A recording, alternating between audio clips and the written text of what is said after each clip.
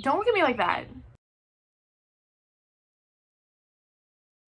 Hey nerds, it's Makiia back again with another video, and welcome to my February 2021 wrap-up. February was, I feel, a bit of a weird month, but I managed to get 15 books read, which I at one point didn't think I was going to be able to get to that point. I went a little while without reading, sort of in the middle of the month, but for some reason, in the last few days of February, I just had this huge desire to absolutely check out from the world and just read. I don't know where that came from, but I ended up bringing a bunch of books right at the end of the month, so that's when I got myself to 15. So of those 15 books that I read, 8 of them were physical books and 7 of them, that is how math works, were comic book collections. So you are about to watch a series of clips that I recorded over the course of this month in which I talk about the physical books that I read, what they are, what they were about, and what I thought about them. And then at the end, we will come back here next to my bed and I will very briefly go over the comic books that I read and tell you what I rated them, and then we'll be done. So without further ado, my February. Okay, good morning. I have just finished my first book for February, and this was such a great book to start the month with. I'm very excited. The book is Isle of Blood and Stone by Makiia Lucier. So this book is funny because I received the sequel to this book, what's it called?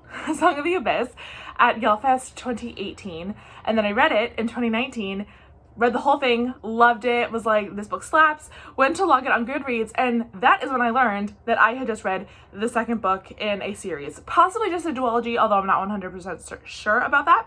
So I was shocked. I had no idea. From what I remember, Song of the Abyss takes place significantly after the events of this book. So that's kind of why I think I didn't really pick up on that fact. But I knew that I wanted to read the first one because I loved the second one so much. So I finally read it many moons later, and I loved this one too. This was super good. So how to describe this book? It's kind of hard. Basically, this is a book set on an island. It's sort of like a fantasy world of islands, or we only really get descriptions of various islands and kingdoms of these islands, but it takes place almost entirely on this island called St. John Del Mar, which is a kingdom led by King Ulysses, who is young. And the main character of this book is a map maker, a navigator named Elias. Although we also get a lot of perspective and time with Ulysses, the king, and Mercedes, the king's cousin. All three of them are very close friends. They grew up together. Ulysses is king because 18 years before the events of this book, his 2 older brothers, Bartolome and Theodore, were kidnapped, along with Elias's father, Lord Antony, and their kidnappers' ship, they were being taken somewhere, sank out at sea, and they are, were presumed dead. Thus, the third son, Ulysses, has become king. Now it is 18 years later, and 2 maps have been discovered that look very suspiciously like they were painted by the, believed to be missing / dead Lord Antony, Elias's father. And these maps contain a clue, a riddle, basically telling whoever is reading the map to search for 2 missing princes, and to use these maps and to look not at what is on the maps, but what is missing from the maps. And so this sort of sets off, a little quest. But the quest is actually not what is so good about this book. The real star of this book are the characters. Makiia Lucier, by the way, I'm very much hoping that I am pronouncing that correctly. I'm not 100% sure. She has a way with characters. This book, not terribly long, just under 400 pages, but it moves very quickly. It's kind of a fast-paced plot. It is jam-packed with characters, and even the ones we only get very brief introductions to, the ones who don't get a lot of page time, all of them feel so unbelievably real. The majority of this book takes place in the city of Cortez, which is, I guess, the capital city of Del Mar. It's where the castle is. It's where, the majority of commerce is. So many people are even just throwaway mentions, but because all of them are defined as what sort of role they play in the society, this city and this island just bustles with life. It feels so just teeming with life. I loved how much time and care was given to establishing how every single person is like related to each other, not like literally related, but like, you know, in society related to each other. And, you know, even people who we were supposed to think are like assholes or whatever, each of them is sort of treated with this respect, like everyone's a person. And even if we're only gonna meet this person for like 2 paragraphs, like you're gonna know that they have a life and that they're real. And I don't know how she did it. It's absolutely incredible. I have long been a sucker for in series, in fantasy worlds. I always want to know about like the common folk. I always want to know about like the people who aren't going on adventures, the people left behind, the people who they might live in a fantasy world, but for them it's just like normal everyday whatever.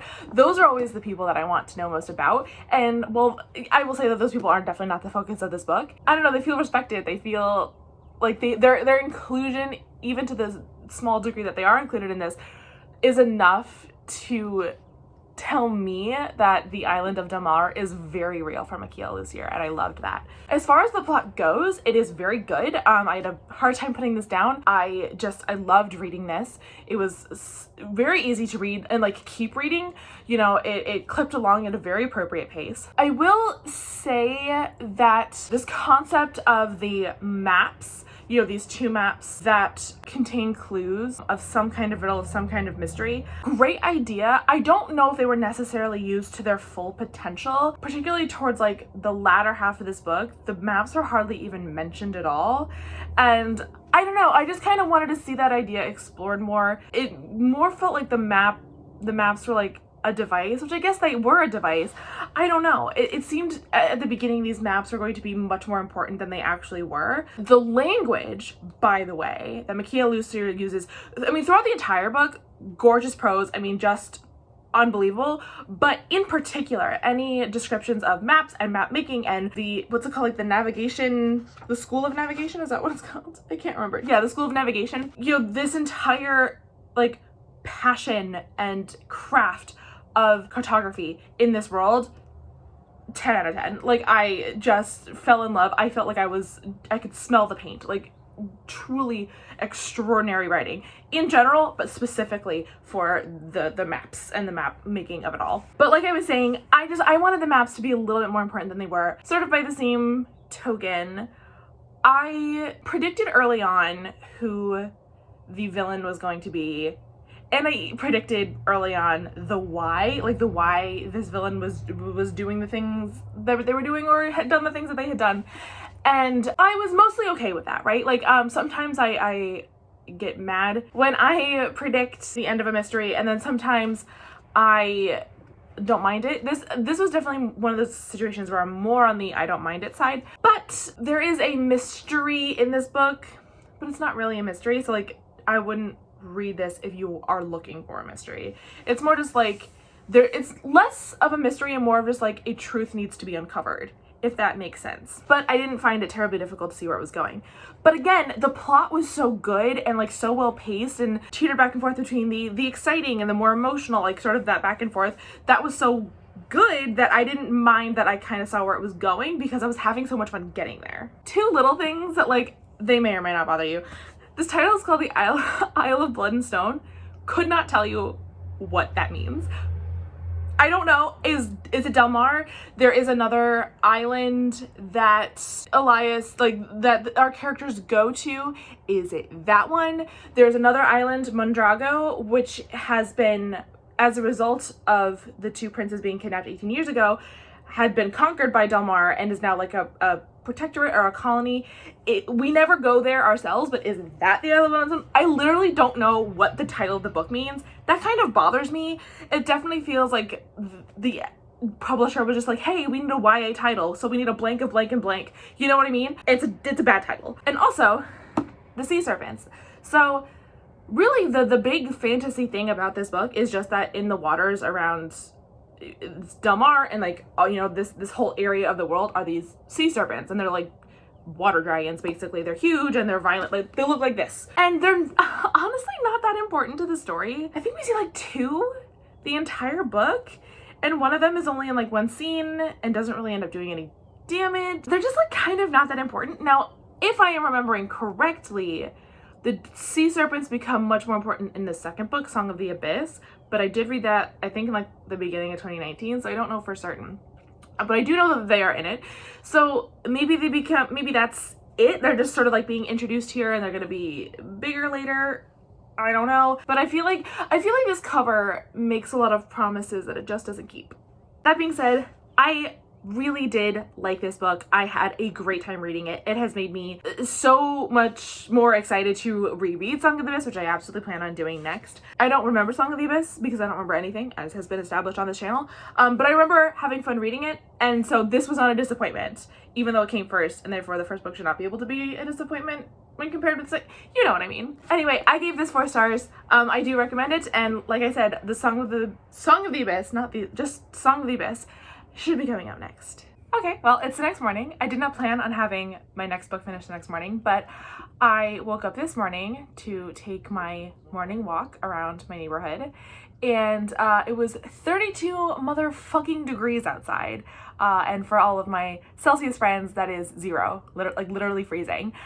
So I noped right back into bed and finished, or got very, very close to finishing Song of the Abyss, which is the sequel to I Love Blood and Stone. And then I just finished it a short while ago. So I'm going to make this quick because the only way I can get my camera where it currently is to have my window open, and it is still very cold outside. Song of the Abyss. This book follows the character of Rena. Now, Rena was a character in the first book, but she was 9 in that one, and she was like a secondary character. She was great. She was lovely. You know, a wonderful addition to the story, but like I don't even think I mentioned her in my review because she wasn't one of the main characters, but she is the main character in this book, and she is now 17. She is a map maker and navigator for Del Mar. She is on a ship, she's on an expedition, and one night in the middle of the night, her ship is attacked by raiders. So she manages to escape. She's the only one who manages to escape. She swims off the boat to the island of Lunis, which is like another kingdom in the Sea of Magdalene, which is like sort of, there's a map.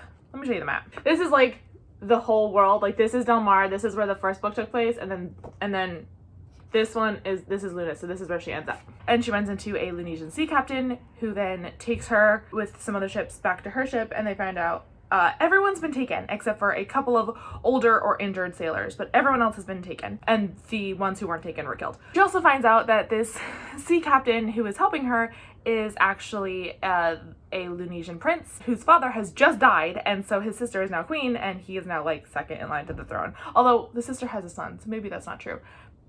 That doesn't really matter. As the plot unravels, it becomes apparent that several ships over the past few weeks and months have been attacked like this. Very stealthy, in the middle of the night, and everyone, or almost everyone, is just snatched, just vanished. The kingdoms of Del Mar and Lunis team up, and Rena is sent along with Levi, who is the captain. I don't think I said his name. His name is Captain Levi.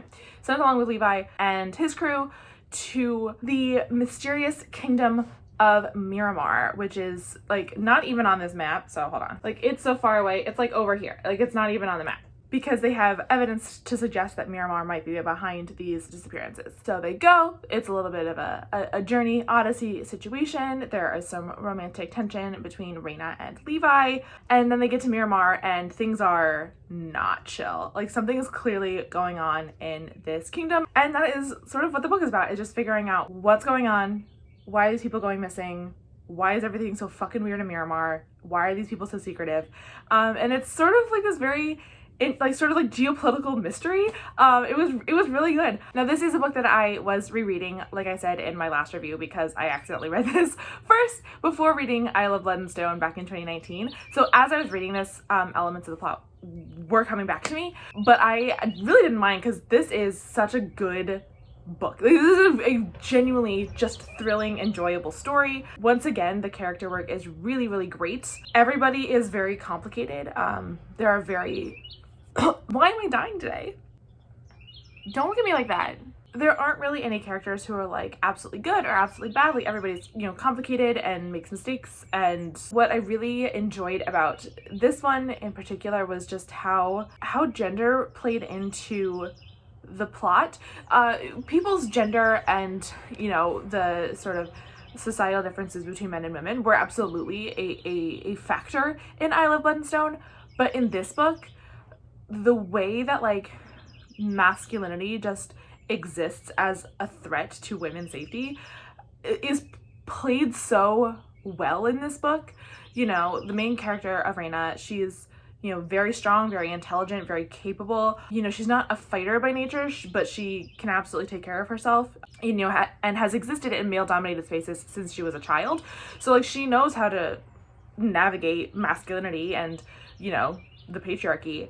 But when they get to this place of Miramar, like, the ways in which men are a threat just because of their perceived dominance over women, the way that affects her and the way that she has to learn to navigate a kind of a new type of patriarchy is super interesting. You know, the way that she on her own has to sort of like learn that not every element of femininity is, you know, inherently worthless. There's a moment I really like early on where Mercedes, who was, you know, now Reina's now aged in the first book, you know, is trying to tell her, like, sometimes you gotta wear dresses. Sometimes you have to learn how to hide. Sometimes, you know, you have to learn how to blend in, and like that is much stronger than like brute forcing your way into a situation or out of a situation, right? Sometimes you put on a dress and you turn invisible and people say things in front of you and you're able to slip into a crowd, and, you know, that is valuable too. It may not be what you like to do, but that doesn't mean there's no value in it. And I like that kind of conversation. I think makiia Lucier got to play with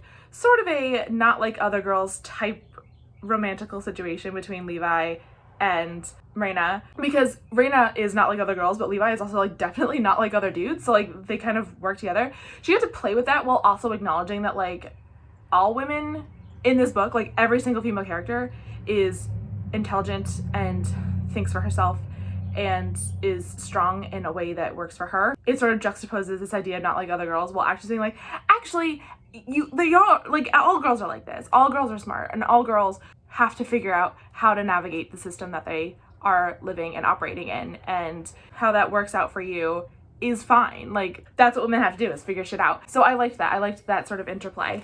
Overall, I actually did like the plot of this one better than the plot of Isle of Bloodstone. Even though I had read this before, I still kind of didn't know where it was going. Unlike Isle of Bloodstone, which, like I said, I did see where that was going. I checked before filming this, and it does seem like this is still a duology and that makiia Lucier does not plan on writing anymore. I think that is a shame. This is one of the big, for a map that really only is this big, like where there's not a lot going on here. There is so much in this world. It is so big. Like literally, I mean, it ends on Rena like laying out like what her next adventure is going to be, right? There's so much more, so many characters who, again, kind of like Rena was a secondary character in the first book, there's so many like secondary characters in this book. I'm like, I want to know all about their lives, right? You know, I am really interested in Prince Asher, who is Levi's younger brother, who is only in it for a very, very sliver at the beginning and a very, very sliver at the end. I'm like, I want to know all about him. What's he up to? What's he interested in? So the sign of great world building is to make me ask all questions about all sorts of secondary and tertiary characters, but I want more. I want more of this world.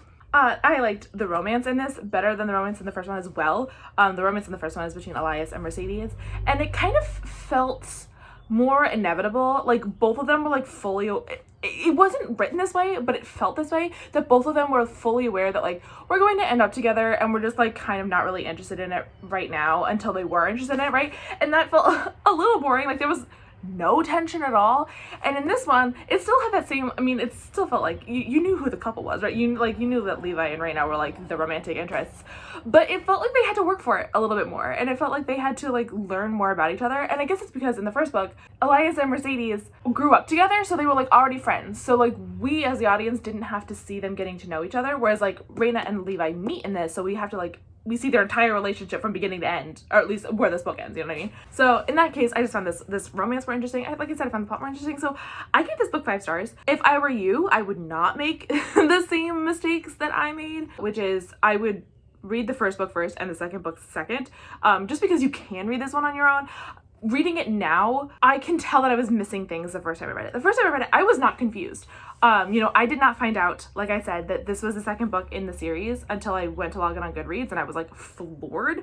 But now that I've read the first one and going back, I'm like, okay, I can definitely see that there were things that I missed, like little references to things, you know, decisions that some of the older characters made who were younger in the first one or were older now, decisions that they made in this book that like, oh, I know why you made this now. And I know why you were so firm in it now. It's because of shit that happened like 10 years ago or however long that was. So I would still definitely recommend reading them in order. But yeah, I enjoyed this one a bit more, which is why this one gets 5 stars. Hello, I want to start off by saying I am sorry if you can hear the leaf blowers outside my apartment, but it seems like every time I want to go to record, something nightmarish is happening in my parking lot, and right now it is lawn work. So here we are. I have just finished Carol Anderson's One Person, No Vote: How Voter Suppression is Destroying Our Democracy. I read Carol Anderson's White Rage in late 2020. I don't remember the exact month, but I will link the wrap up in the corner so you can like hear what I had to say about that book. And I really, really liked that. That one was more focused on sort of the history of white supremacy and, well, white rage in the US. And this book, which I do believe came second, I believe this is her second one, is all about the history of voter suppression in the US, particularly targeted toward Black and Brown Americans. I don't really know what to say about this. I mean, it's just absolutely jam-packed with really crucial information. The text of the book itself is only 158 pages. There's like a huge bibliography at the back. So if you are looking for a research book and you're writing about the history of voting or voter suppression or just institutionalized racism, like definitely check this out because the resources, like I said, are just endless. I am begging you, shut the fuck up. One of the downsides of this being absolutely jam-packed with information, though, is that it is a little hard to read. I found this one to be a bit more dense, a bit more dry, I guess, than White Rage was. It took me several days to get through this, and I kind of had to power marathon through the end just so I can get it finished. I don't say that in any way to like discourage you from reading it, because I highly encourage every person to read it, particularly every American, because the information here is absolutely essential. I kept thinking, you're back again. How many leaves can there be? I kept thinking as I was reading this about sort of the ideas about voting and voting patterns that I have been taught since I was in high school. I remember, and I got really mad thinking about this. I remember when I believe I was a senior, I'm pretty sure it was my AP government class. And in that class, I was told that the average voter in the US was white, over 60, female, and college educated. And this information was just like presented to me, right? Like no context, no explanation as to why. It was just like, oh, here's how things are. And I was really led to believe that like, oh, young people don't vote. Oh, Black people don't vote. Oh, non-college educated people don't vote. And like, that was what I was just like led to believe. And I had no way of knowing at like 17 or however old I was that like, actually, there's an incredibly carefully crafted system going back generations, centuries, specifically designed to stop certain people from voting. You know, it's only been in the past, I don't know, like 5-ish years that I've really gotten to learn anything at all about voter suppression in America. And like, I would say that if you are looking to have a sort of primer in what voter suppression looks like in America, I would not recommend this be your first stop, just because, like I said, it is pretty dense and pretty jam-packed with information. I would probably recommend you start with the podcast, Pod Say the People. I mean, that is a podcast that delves heavily into a lot of different aspects of institutionalized racism, but voter suppression is one that they get into a lot. And then once you sort of like have your feet under you, then I would come to this, just because, again, like I said, very dense language. But I am mad, right? Like, I am mad that we have this narrative about like who votes and who doesn't, and we don't really have the narrative as to why. Like, it's not that Black people don't vote, it's that Black people are denied the vote. Systems are put in place specifically and carefully and diligently designed to keep Black and brown people from voting. And it was very stark reading it on the page like this, because, like I said, it's very factual. It's very by the book. Like, here's what happened. And it's a nightmare. Like, it's an absolute nightmare. The United States of America is not a democracy. It's not. We don't live in a democracy. And we like to tell ourselves that we do because it's a very fun story and it makes us feel good, but it's not true. So I don't really know what else to say. This is just very important information. Like I said, even though the language is a little complicated, it's not that long. So if you wanted to read it, you know, I think it wouldn't be that hard to sort of like divvy it up so that you're not reading too much at one time. Not only just because the language is hard, but because it's fucking depressing. It is fucking depressing reading this and seeing what's been done and what continues to be done and the effects it has had down the line, and how when you talk to Americans, like, we're actually a pretty progressive country, but none of those progressive ideologies get enacted into laws because conservatives have designed it that way. I rated this 4 stars, and it really just is the readability of it that knocked it off. The research is impeccable. The, amount of information, like I said, this is an excellent resource for any like student or researcher who needs resources and then connections to other resources. I would highly recommend this. All right, so I am not going to talk about the next book that I finished because I have an entire review up on my channel right now talking about it. I don't know what that is going to look like. The recording of it was an absolute disaster. So hopefully there was something intelligible in that video, but I will link that up there. The book is Beauty and the Clockwork Beast by Nancy Campbell Allen. It is my favorite romance novel, which is what my video is about. I was talking about this book and why I love it so much. So you can go watch that for all of that information. I am not going to talk about it again, mostly because I just could not bear to put you through that a second time. But the book that I just finished absolutely caught me by surprise. I did not know what it was going to be, and it ended up being one of the most beautiful books I think I've ever read. The book is Anna and the Swallow Man by Gavriel Savit. Sorry, this is a library book, so it's going to reflect all of the light outside my apartment. This book is very... I don't even know how to talk about this book. First of all, some of the most gorgeous language ever. And in fact, the language was like so beautiful and like lyrical and complex that I had a really hard time sort of pinning down the intended age for this audience. Like, I know this is supposed to be for a younger audience because the publisher is like a children's group.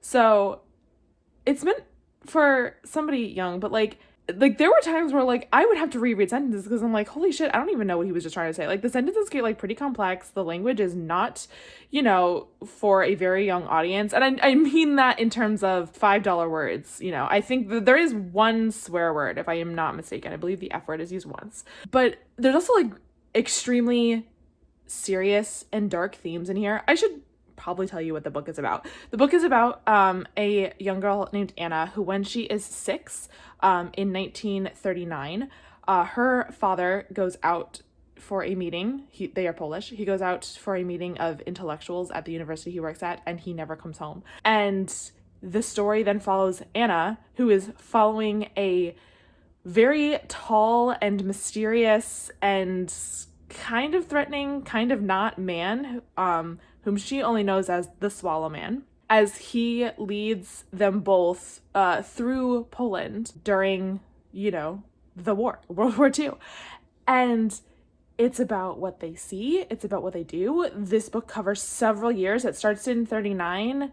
I believe it goes to 41, 42-ish. We don't have an exact date for when the book ends. It does end rather abruptly, but not in a way that I super minded. It did just kind of feel jarring, but that kind of makes sense. It's a very jarring story. I am not going to get into any real details because I feel like this is a book that absolutely needs to be experienced. But this book is dark as fuck. I mean, there is death. There is mass death. There is, the witnessing of trauma and the experiencing of trauma. There is is it sexual assault? There is a scene in which I would put a content warning for sexual assault or non-consensual sexual interaction. I don't really know how to describe it. I really wish I knew who the intended audience for this was, because it's so hard. Because I think about like 6th and 7th and 8th graders, and I'm like, I feel like this is a little bit beyond. But then it gets to a point where I'm like, but then she's young, because she starts out at 7 in this. And, she only gets up to like being a preteen. So then it feels like teenagers are a little old. I really don't know. It's so haunting. I mean, absolutely haunting. I felt like this black hole in my stomach basically the entire time I was reading this. I think that the author creates a fine line between hope and despair that is so delicate and so balanced, like so well balanced. I really didn't know where this was gonna go. I didn't want to get attached to anybody, but like also you couldn't not, right? Like that wasn't really an option. I don't know. This book was gorgeous. I'm trying to talk about it very vaguely because, like I said, I don't know how I would summarize this in a way that made sense. And also, I strongly urge you to go out and either pick this up from your library or buy it and read it, because it is an experience kind of unlike anything else I've ever read.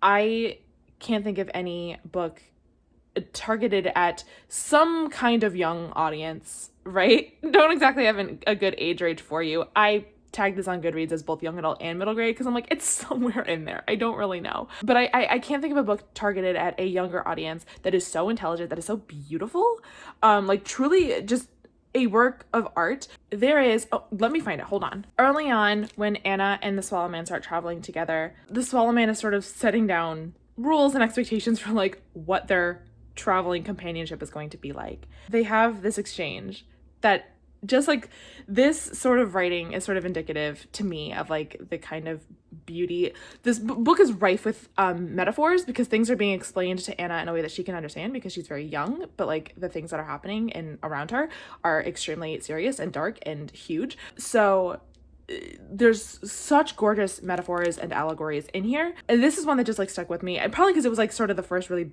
big one, or really beautiful one, I don't know. But this is the Solomon talking. He says, "A river goes where the riverbank does. It never has to ask which way, but only flows along. Yes?" Anna nodded again. "Just so," said the thin man. "What I mean, then, is I'll be the riverbank and you be the river, in all things. Can you promise me that?" Anna nodded a third time. "Yes," she said. "Very well," said the tall man. "Then you will come with me." Anna's heart flooded with happiness. "And some day," said the tall man, "when you are much, much older, you must ask me what erosion is." And like, that's so beautiful, because he does erode, or she does erode him, because she is the river. Oh my God, I'm gonna start crying. This book is beautiful. This book is beautiful. I gave it 5 stars. I cannot recommend it highly enough. Such gorgeous language. You know, this is a debut novel, and I'm like fucking stunned, because I don't know if I've ever read a debut novel this impressive. Definitely go pick it up. I have to stop talking about it now because I'm gonna start crying. Well, it is several days after I recorded my last book review update thing, because I, A, have been busy, and B, watched all of Bridgerton. And now that's my entire life. I can't stop watching Bridgerton content on YouTube. I'm like fully immersed in the Bridgerton musical. This is my entire life. I am now Bridgerton trash. Like, throw me away. There's nothing else. But I binge finished this book today because like I need to get it back to the library, and B, just needed to expose myself to something other than saucy Regency romance. So I just finished PAPI, My Story by David Ortiz with Michael Holley. This is a memoir by David Ortiz, designated hitter for the Boston Red Sox for a very long time, and like truly one of the most famous names in Boston sports. Like I said in my library haul when I picked this up, I am a Boston sports fan. Right now you can't see it, but I'm like literally leaning on a Rob Gronkowski blanket. I love Boston sports, but I actually don't know a ton about baseball. Really, my only super exposure to the Red Sox is what I know from my dad and the movie Fever Pitch. So I was happy to pick this up. I found this actually a pretty weirdly engaging and honest memoir. I think the thing I liked about it the most is that like it really felt like David Ortiz was writing it. Not that I know much about him or his like speaking style, but like it didn't feel airbrushed, it didn't feel polished, it just felt like a dude talking, and I really enjoyed it. It's not like the best writing in the world, but it feels like how a friggin' baseball jock would like tell his story. And it really is his story. Like he starts with his childhood in the Dominican Republic, and then how he, you know, comes to the baseball, and then how he first gets drafted by the Twins, and then he gets traded to Boston, and then like his career in Boston, which was of course stellar and like incomparable basically. I would say that, I mean, if you like actively hate baseball, you probably won't like this. And if you truly know absolutely nothing about baseball, you'll probably get confused. He talks about stats and plays and lots of language that like certainly went over my head. I knew enough where I wasn't like drowning. Like I when I was a child, I was much more into baseball than I am now. So like some of that is still like in the dusty cobwebbed corner of my brains. So I remember some things, but not a ton. It's certainly whenever he got into the more like, here's how I did this season, or here's how this play went. Did I understand it fully? No, but I don't think that really detracted from my understanding. You know, obviously most of his discussion of his life was about baseball. He did also talk about his family, you know, his wife and his children and his parents. He adores his parents. And he talked about like culture shock and like moving to Boston and his feelings about Boston. It wasn't all about baseball, but like the majority of it was about his baseball career, because that is like sort of the biggest part of his life. And it was interesting, right? Like, just interesting. I personally really enjoyed his thoughts on sports culture in Boston and New England in general. I think being a Boston sports fan is a very specific thing. At one point, he acknowledges that like Boston sports fans will absolutely glom on to like any tiny sliver of hope, and that's absolutely true. Boston sports fans, we are incredibly cynical and angry and judgmental, but if you give us just the barest shred of a reason to cling to hope, we will fucking take it. That's very true. I don't know. I can't say I can recommend this, because I feel like this is only for a certain crowd, like fans of baseball, fans of Boston sports, or people interested in just like any memoir, right? Like I gave this 3 stars because I liked it. It was fine. I enjoyed it. There were times I did feel it dragged a little, which is kind of interesting. It's only 230 something pages, but I did feel like sometimes he did get a little repetitive, especially when he got into sort of talking about his contract disputes with the Red Sox. I found it interesting, right? Again, because I don't know a lot about baseball, I don't know a lot about the Red Sox organization's tendency to underpay veterans and overpay new recruits. Did not know that, and I found that interesting.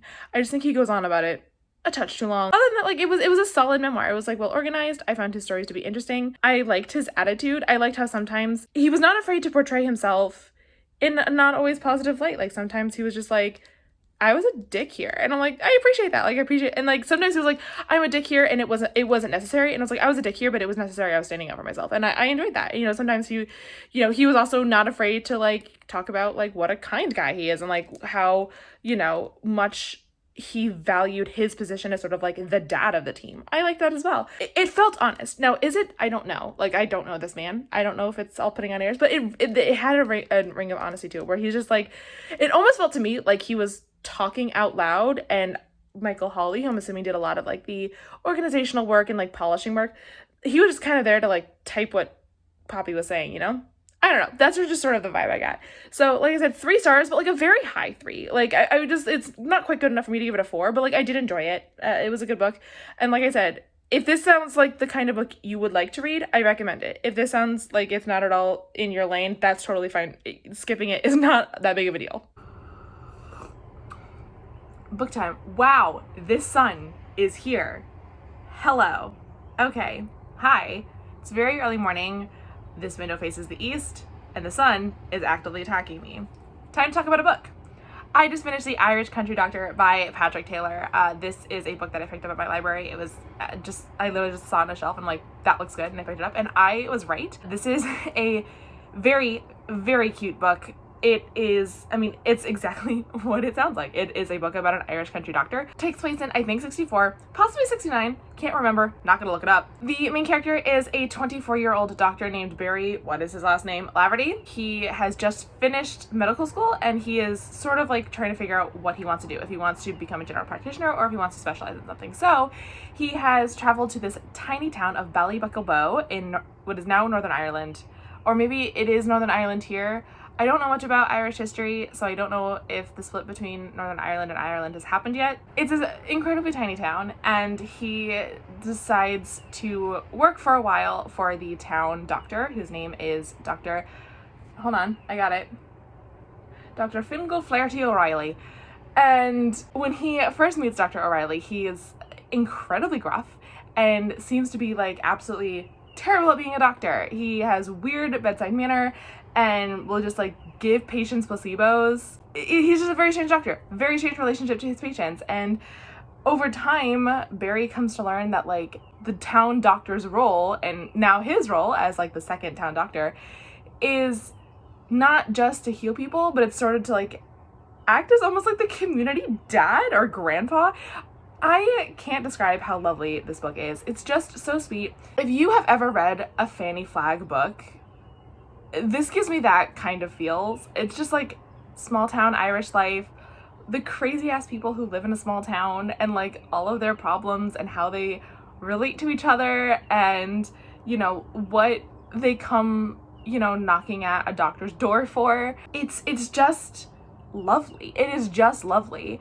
It is kind of, I mean, I'm not gonna say graphic, but like, I mean, medical terms are used, like the medical terms for body parts are used and diseases are used, you know, it gets pretty like plain with, you know, different procedures and things that happen. So like, if you like absolutely hate medical language, I guess avoid it. I mean, it's not by any means the bulk of this book. It happens. So keep that in mind. The author, Patrick Taylor, is a doctor, so. But I don't really have much else to say about this. I gave it 4 stars because it's just like this quiet, lovely read. It needs to be a BBC series if it is not already. Like, it has that very like pastoral, again, just like quiet, simple vibe that like I love from like BBC shows. Like, I don't know, I recommend it. This is the first in a series. If I recall correctly, there are 5, but I could be wrong. I know that my library has several of these. I don't know if they have all 5. I'll be very pissed if they don't, but I know they at least have some more. So I only picked up 1 at first because I didn't know if I was going to like it, but I absolutely do, and I will definitely be picking up more, so I will talk about those. But yeah, if you just want a nice read that pairs well with a mug of tea, absolutely pick this up. It's just sweet. It's also like progressive. You know, Barry's love interest, this is the 60s, and she is studying to be an engineer, but she talks about how much harder she has to work in all of her classes than her male counterparts because no one thinks that she can do what she can do. There's even, you know, a brief exchange where I'm so bad with names, guys. Dr. O'Reilly basically says like, I don't give a fuck if you're gay, like, as long as you're not having sex in my house, like in front of me, like what do I give a shit what you do? Like, it's, you know, lots of things like that, because this book itself is fairly old. The first one came out in 95. Hold on, he says at the beginning. So he started writing these characters in 95. They appeared in, it seems like, a magazine, which 95 is not old. It's only 25 years ago. Or I guess 26 now. Fuck. Anyway, they're progressive for the 90s, and they are certainly progressive for the 60s. And it's just, yeah, just like fun, interesting characters and their doctor who tries to take care of them. I don't know what else to say. I recommend this. I don't know if you can buy it. I'm sure it's not in print anymore. It's, you know, fairly old, but if you can find it somewhere, pick it up because it's a good read. Okay, I just finished another book that I have checked out from my library, and this one was very good, a very interesting and enlightening read. It is Why I Am No Longer Talking to White People About Race by Reni eddo-lodge. Eddo-lodge is a writer from England. She's British. So for me personally, what was so different and engaging and thought-provoking about this book was the fact that it was centered on race and racism in Britain specifically. And that is an area of progressive discussion and race discussion that I don't know a lot about because I am not British myself. I am American, and like in most things, I am mostly educated on the American version of whatever the topic is, in this case, race and racism, right? I don't know much about what's going on in Britain politically or socially. So I was really grateful for eddo-lodge's insights and reading about her experiences and reading about some of the like statistics and stories of racism from like the beginning, basically the beginning of the slave trade in England all the way into today. This was very clearly written for a British audience, so there are essentially no explanatory commas, which is fine.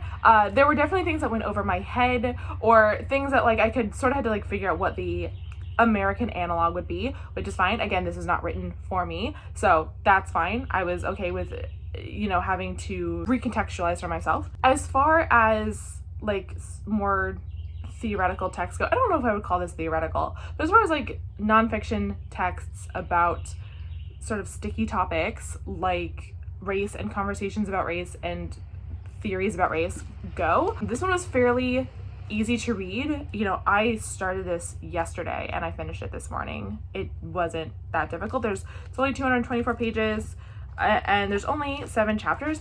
Right? Yes, there's only 7 chapters, but I found each of the chapters to be almost like its own thing. And maybe they were, like maybe these sort of started out as essays. I know she's an essayist, so maybe that's how it started out. I don't know. But I would first I'll recommend you read this because it's incredibly good and important, and I don't think it is necessarily written for a white audience, but it's also like not written for a white audience, if you understand.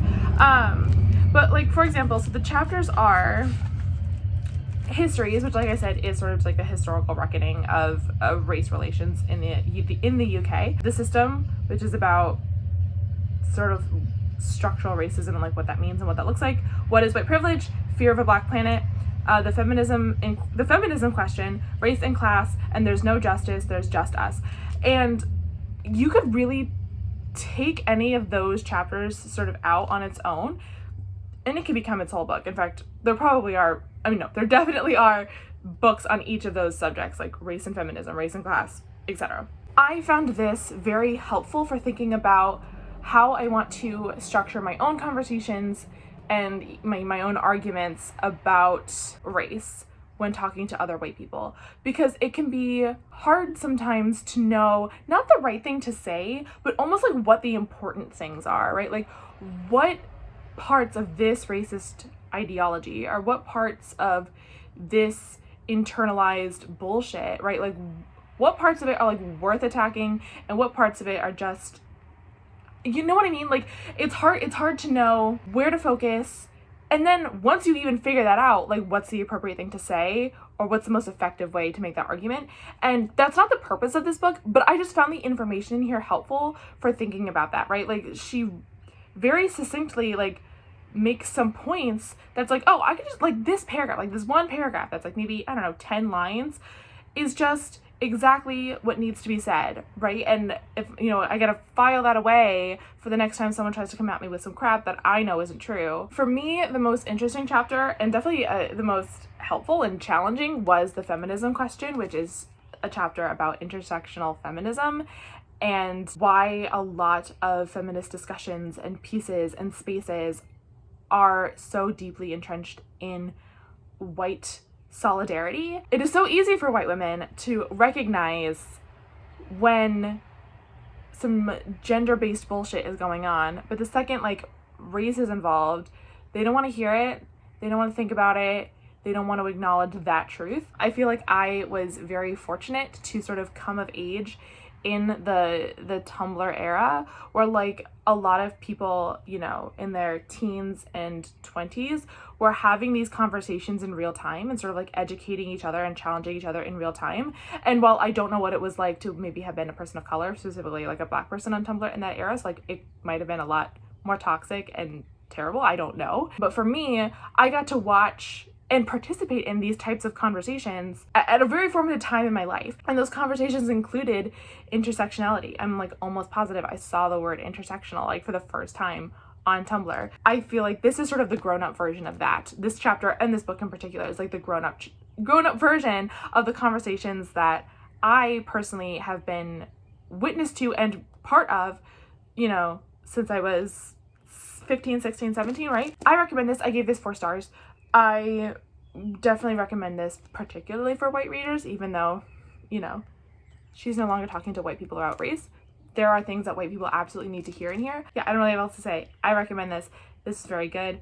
I really liked it, and it's going to give me a lot to think about and work on in the future. And then to finish things off, these are the 7 comic book collections that I read in February. Avengers Assemble Volume 2, which I gave 4 stars. Avengers Assemble Volume 3, 3 stars. Fantastic Four / Inhumans, 3 stars. Young Inhumans, 5 stars. Truly excellent comic book story. Highly recommend. Lockjaw and the Pet Avengers Unleashed, 2 stars. Avengers Assemble Volume 3, 4 stars. And Captain Marvel First Contact, 3 stars. So that is it. Those are all of the books that I read in February. I didn't manage to get a ton of videos posted in February. I was just like busy / distracted. So sorry, but I actually have a bunch of things planned for March and I'm excited about them. Do I remember where they are in this moment? I don't, so I hope I wrote them down. We'll see. Who knows? A lot of times I make plans internally and then they never happen because I have absolutely no follow through. So that is it. Thank you so much for watching. Let me know in the comments below what your thoughts are on anything that I've read this month. And yeah, I will see you guys in the next one. Okay, bye.